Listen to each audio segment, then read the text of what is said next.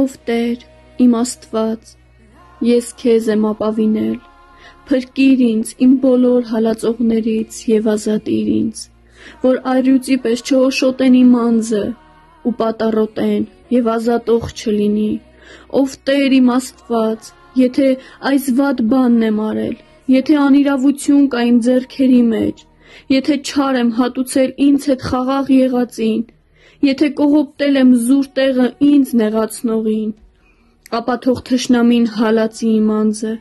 եւ հասնի ինձ, իմ կյանքը կոխոտի գետնի վրա եւ իմ փառքը բնակեցնի հողի մեջ։ Վեր կաց, ով Տեր,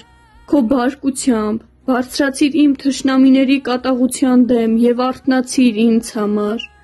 Դու սահմանեցիր իրավունքը, ազգերի ժողովը թող շրջապատի քեզ եւ նրանց վրա իշխիր բարձունքներից։ Տեր, դատաստան է անում ազգերի վրա, դատիր ինձ, Տեր, իմ արդարության եւ իմ անմեղության համեմատ,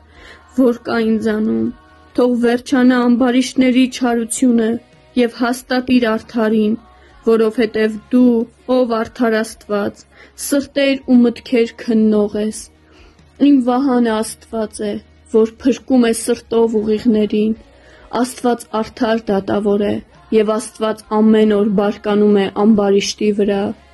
Եթե մարիետ չդառնա, նա պիտի սրի իր սուրը, իր աղեղը լարել է եւ պատրաստել, մահվան գործիքներ է պատրաստել նրա համար եւ պատրաստ է պահել իր հրավառ նետերը։ Ահա նա անօրենություն է երկնում, հղացած է չարության եւ խաբեություն է ծնում, հոր փորեց եւ խորացրեց, բայց ինքը ընկավ իր շինած հորի մեջ։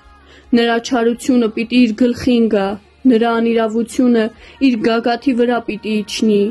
Ես պիտի փառաբանեմ Տիրոջը